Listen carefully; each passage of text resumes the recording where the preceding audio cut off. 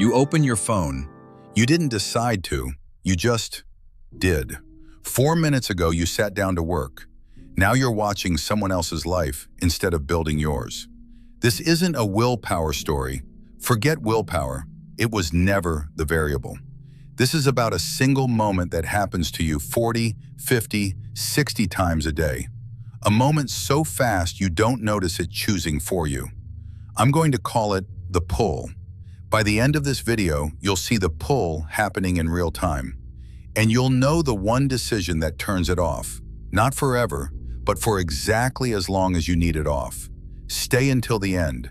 That decision is the whole video. Here's what nobody tells you about rest. Sitting still doesn't mean your mind is still.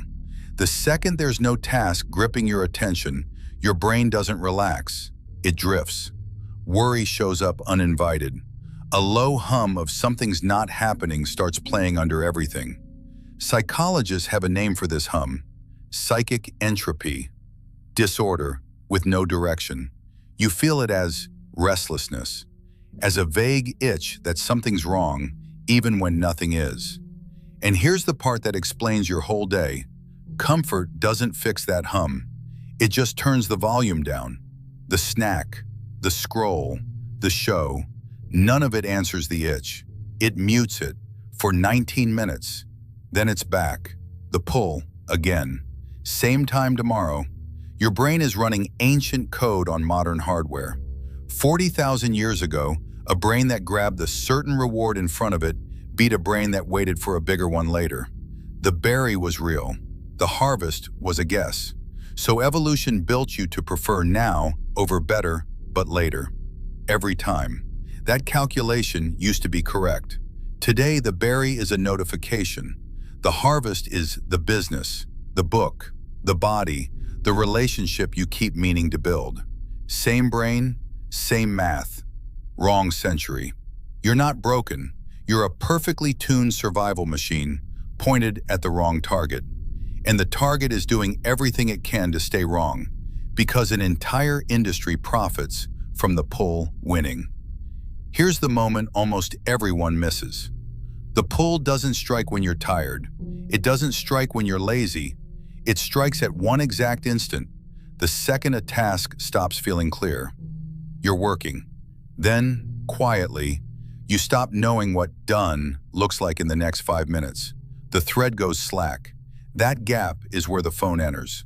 Most people read that gap as, I'm bored, I'm weak, I need motivation. Wrong read. Boredom isn't a feeling to push through. It's data. Your brain just told you, current conditions can't hold me. Fix the conditions. Nobody fixes the conditions. They fix the feeling. Phone out, static muted, cycle closed. Picture 2 failure states. Task way harder than your skill? Your brain reads it as danger, anxiety. Attention shatters instead of sharpens. Task way easier than your skill? Nothing to solve. Boredom. The static floods back in. But there's a narrow lane between those 2 states, where the task asks for almost exactly what you've got and not 1 inch more. Step into that lane and something switches. Self-awareness drops. Time bends. Effort stops registering as effort. A surgeon mid-operation loses track of the clock. A climber's mind goes completely silent on the wall. A player in the right game forgets to eat. None of them are fighting for focus. Focus is just what's left when nothing else fits through that narrow lane. That lane has a name, the flow channel, and inside it, the pull has nothing to grab. You don't fall into that lane by accident. You build a door into it. 2 switches, both mandatory. Miss either one, the door stays shut. Switch 1. A goal so small it's almost insulting. Not work on the project. That's not a goal, that's a mood. Try, write the second paragraph of section 2. Specific enough that a stranger could check if you're doing it or not. Switch 2. Feedback you can see. Most work hides its own progress. You write for an hour with no idea if it's good. You practice with no idea if you're improving. No visible movement, no reason for the brain to stay. Build a proxy. words on the page, reps completed, problems attempted, something that moves and that you can watch move. 2 switches. Flip both before you sit down, not after the resistance hits. Here's the part that makes this less your fault than you think. Focused attention isn't unlimited. It's a small, fixed budget spent the second you wake up. Listening to one person talk burns a real chunk of it. Before you've opened a single tab, now count what's bidding for the rest. The phone on the desk, the tab in the corner, the notification that hasn't even buzzed yet, but you're already half listening for it. Every one of those is a tax on a budget you didn't know was this small. And here's the cost nobody warns you about. A 2-minute interruption doesn't cost 2 minutes. It costs the 15 it takes to rebuild the focus you had before the interruption. Flow doesn't pause when you're pulled away early. It resets from 0. This is why the fix happens before you sit down, not during. Phone in another room, notifications off at the source. 1 tab, not 20. Not a productivity hack, the minimum entry fee for the lane. Now the twist almost nobody sees coming because it doesn't feel like a problem. It feels like relief. You've been consistent.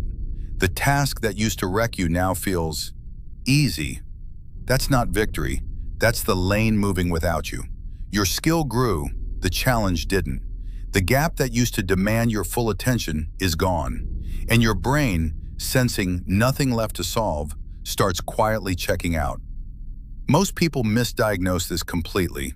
They think the projects run dry. They chase something new. New thing is exciting for a week, ordinary for a month, abandoned by 2. It was never a motivation problem. It was a calibration problem. The fix. At the end of any session that actually gripped you, ask one question. What would make this almost too hard? Not impossible, almost. A writer who's mastered structure starts hunting for rhythm in single sentences. A lifter who's mastered the weight adds 5 pounds, not 50. Skill expands. Lane moves with it. The pull never gets the opening it's waiting for.